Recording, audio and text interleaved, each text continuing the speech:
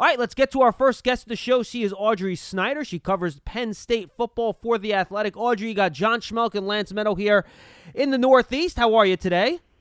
I'm doing great, guys. Another rainy day in State College. Here we go. And it is a rainy day up here in New Jersey and New York City as well, Audrey. So we are in the same boat, though spring, hopefully, knock on wood, is coming. Let's start with Penn State here, and traditionally, Penn State puts up some of the best pro day and workout numbers in the country. It's just the way they roll. So did anything really jump out before we hit the individual prospects surprise you from what you saw at Penn State's pro day? It might sound a little weird because, you had Jayson Oweh running a 4.3640, Micah Parsons a 4.3940, but that didn't surprise me. Because behind the scenes, that's what these guys have been doing throughout their time here at Penn State. The one guy who I did think helped himself a lot at Pro Day was defensive end Shaka Toney. You look at it's kind of unfair because of the guys who were competing with him that same day. But Toney checked in at 6'2", 242 pounds with a 39-inch vertical. So he's kind of one of those tweener guys, whether he's defensive end, linebacker, and I think kind of the interesting connection there for you all is he's been super close with Sean Spencer, right? Spencer was the guy who recruited him to Penn State, who's been there throughout the majority of his career. So that's obviously kind of an interesting connection there. But, yeah, I thought Toney really helped himself out, and whether or not, he's a guy who can play in a 3-4 or 4-3, that's going to be up to some team to figure out. Yeah, it's interesting you brought up Shaka Toney and mentioned Sean Spencer because I heard him yesterday or the other day speaking, and he called him his crazy uncle from back during his Penn State days. So that speaks volumes about their connection. In terms of Toney versus Jayson Oweh, who you just brought up, when you look at the production, Audrey, Toney outperformed him from a statistical standpoint. I don't really think there's much to debate there, though a lot of people would say Oweh has more upside, hasn't been playing football as long as Toney. So in terms of the translation to the NFL level, who do you see thriving more? Who overall has the more upside in terms of what they could deliver on the next level? I think Oweh has more upside just simply because it's still that raw, untapped potential that, that's what college teams were salivating over too. You get a guy that big running a 4.3640, and keep in mind, Oweh didn't start playing football till like 10th or 11th grade. He thought he was going to be a basketball player at Blair Academy. So he's been late to the sport, and I think that's where, there aren't guys built like him. I think Shaka Toney, you can find a lot of guys with kind of similar attributes. Now, I will say Toney, and this is where these guys are kind of opposites, Toney's always been described as a student of the game, someone who loves the film, breaking it down, super, super knowledgeable, and I think he'll really, impress teams when he gets on Zoom with them, where Oweh, while he's a quick learner and really bright guy, he's always been quick to point out, like, hey, I'm still new to this, I'm still learning more and more about the position. So I think, you look at Oweh, you say, okay, why didn't he have a sack last year? But I'll kind of counter that by saying if you go back to that Indiana game, week 1, he generated a ton of pressure. It was pretty much insane to go back and look at, and you just think, like, how did he never get a sack despite all these crazy pressures? So it's really interesting because, you look at Oweh, he's 1 year as a full-time starter. Toney's got a bigger body of work, more productivity. But it's all, I think so many teams are going to fall in love with Jayson Oweh's measurables, although I think Shaka Toney might surprise some people at the next level as well. All right, Audrey, you kind of asked the question rhetorically there, so I'm going to ask you just straight out. Why do you think, watching all these games, you watch far more, I watched about 2 or 3 games of Jayson Oweh, I watched all of his pressures on tape and all that stuff. I see how he gets there, and it's impressive. From what you saw watching, is there something you can put your finger on for why he couldn't turn all those physical skills, all those pressures into a sack? Is it just bad luck? Teams get rid of the ball quick? Is it maybe a lack of instincts? Is there anything you could put your finger on for why he couldn't create more production? I do think there's something to teams getting the ball out quick, and you look at usually a lot of these guys pad their stats in non-conference games. That wasn't the case this year with the Big Ten. So I do think he's jumping into it first time as a full-time starter, kind of getting thrown in there. But I think your part about bad luck, as strange as it might sound, I think there's actually some truth to that because. Again, I keep going back to that Indiana game, and you just watch that, and you say, how in the world can this guy not get a sack when you look at it? Some of the things that stood out to Oweh, and I know this is probably not, what everybody wants to hear, but it was pretty crazy to watch at some points where, he's running 20, 30 yards down the field to make a tackle. And you're watching, this big, massive dude taking off with that speed. And so I just think, and Sean Spencer, again, worked a ton with Jayson Oweh, and Sean used to always say that Jayson was a mannequin, that they thought they could mold and shape him, into what they wanted him to be. And so I just still think that there's a lot of work to be done there. But yeah, as far as trying to identify some kind of flaw or something like that, I think it's, just teams getting the ball out quickly, and then a guy who's still learning the position and trying to grow and develop into it on the fly a little bit.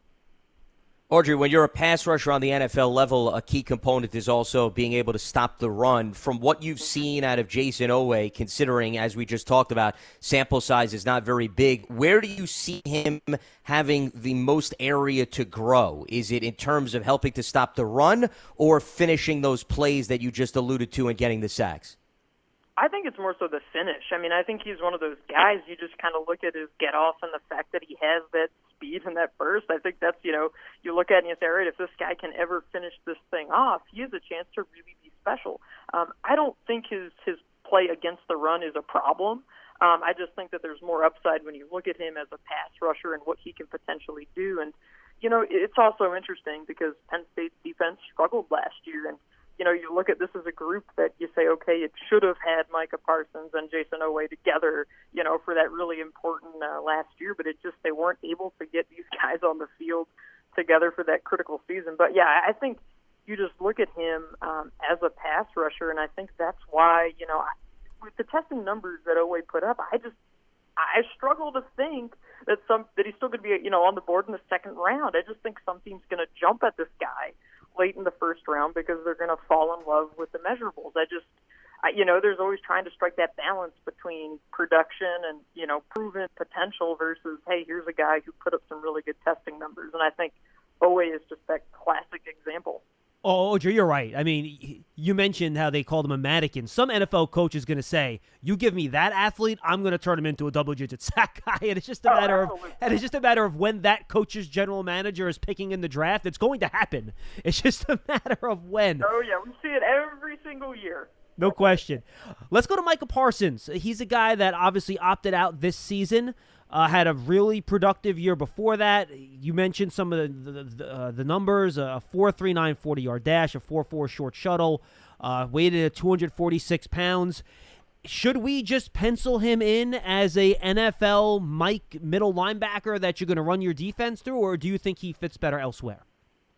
I think the interesting thing with Parsons is that they can move him around. I mean, I think his pass rush ability is like one of his best assets because you have to keep in mind with him, this is a guy who, when he got to college, he hadn't played linebacker before. He was a high school defensive end. He was a running back at one point, way back when he punted. So, I mean, this is a guy who just has tremendous athleticism and can do a lot of things. But I think it's going to be fun to see him kind of roaming around on the outside a little bit. And the thing is, and Micah brought this up at his pro day too, it's going to be about how does he get back into football shape? Because the last game he played was in that Cotton Bowl at the tail end of 2019. So, I mean, that's a long layoff of just constant training.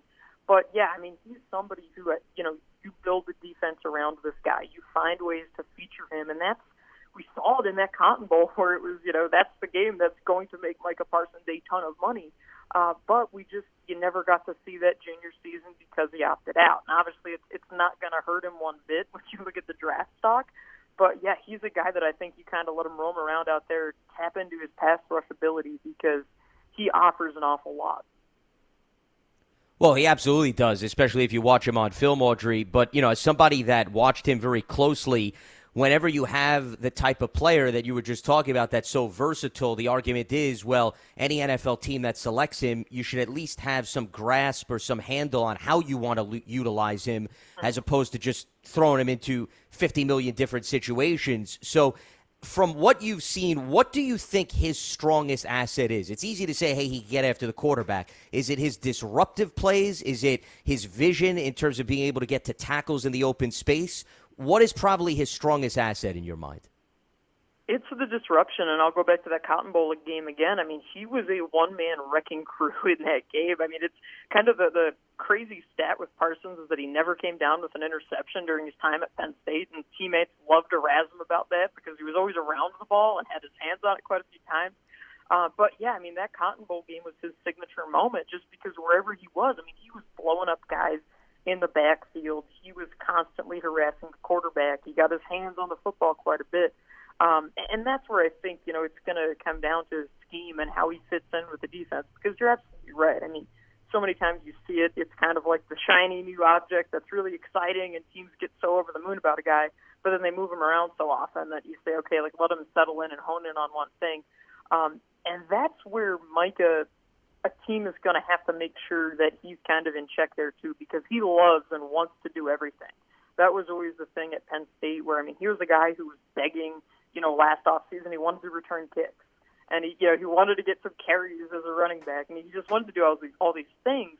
So, yeah, you definitely have to hone in on him. But he's a special athlete, and his ability to be disruptive was really, remarkable. But again, I think, and Penn State always said this, and I think there's a lot of truth in it, they just started to, scratch the surface with him just because that whole junior season was a wash. You mentioned this briefly in your previous answer, but in the modern NFL now, Audrey, to me, the most valuable linebackers are guys that you have to be able to trust in coverage, whether it's covering one of these ridiculous running backs out of the backfield on one of those option routes over the middle, one of those arrow routes, or it's being able to properly read throwing lanes in zone defense. So watching the tape, I have no doubt Micah Parsons can come downhill, get tackles for loss. He can run sideline to sideline. He can locate the ball carry. He's physical. I know he can do all those things. I don't know how much I can trust him in coverage. You've seen him a lot more than I have. Tell me about Micah Parsons in coverage. Yeah, there's definitely some room for growth there, but I do think this is where you go back to the limited experience with the position. You take a guy who's been a defensive end for most of his life, gets to college, and all of a sudden, you're going to be a linebacker, you're going to be an outside backer. So I do think there's that. I mean, you look at the way the game is right now and all these tight ends, right, and the athleticism there, and, you look at Kyle Pitts and the numbers he's putting up are going to be crazy, and they're already starting to trickle in today, and they look pretty ridiculous. Yeah, I mean, that's where you got to figure out what Micah can do. But what we've seen over time with him, and this has kind of always been the motivating factor with him here, is when you tell him that he can't do something, that's when he becomes hell-bent on showing people that he can do it. So, I mean, I wouldn't doubt it. I mean, I go back to watching Micah as, the five-star prospect playing basketball, in the Harrisburg Gymnasium, and he was really impressive there. I go back to a recruiting camp at Penn State when he was a sophomore in high school, and, he just decided that he was going to line up at receiver that day and was torching kids. It's just like that next level athleticism that for this guy's entire life, he's been head and shoulders above everyone else. So, yeah, I mean, I wouldn't say it's his best attribute right now, but I definitely think he can get there in coverage for sure. Audrey, I don't think there's any question about his talent, but as you well know, before teams are willing to select a player, they also look at the character and perhaps any off-the-field issues, and unfortunately Parsons' name has come up in a lawsuit, and there's been some allegations on that front. How concerning is that, and how much do you think that could potentially impact his draft stock? I don't know, because I think it's been an interesting case to kind of follow and try to figure it out. I mean, the thing with Micah, and I go back again to the recruitment because it was just a crazy recruitment where he loved the attention, he loved playing and toying with these fan bases, and it was just immaturity. I mean, but again, he was like 17, 18 years old. So you have that aspect of it, right? And then you also have what you alluded to as well, with the lawsuit regarding Isaiah Humphries and, potential hazing in the locker room. There's still a lot to me that has to play out with that in terms of, documents are sealed. You never find out so much information on these things. But, yeah, I mean, that's the one concern. And Micah was asked about it at his pro day, and he said, he's not the same guy that he was when he was 17, 18, 19 years old.